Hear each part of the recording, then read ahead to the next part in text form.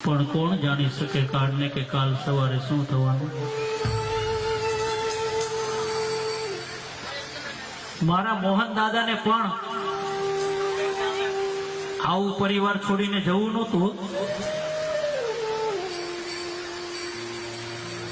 પણ અચાનક મારા ઠાકોરજીની ચિઠ્ઠી ફાટી ગઈ ને, અચાનક મારા રામની ચિઠ્ઠી ફાટી ગઈ। આજે એની દીકરીઓની રજા લઈ લીધી મારા બાપ,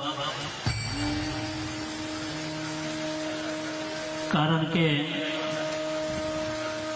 પીપળાના પાને શરૂ થયેલી જિંદગી તુલસીના પાને અટકી જાય, એની વચ્ચે મારું અને તમારું જીવન કેટલું ભટકી જાય। અને જેમ મારા હનુમાનજી મહારાજે મારા રામની સેવા કરી લીધી ને,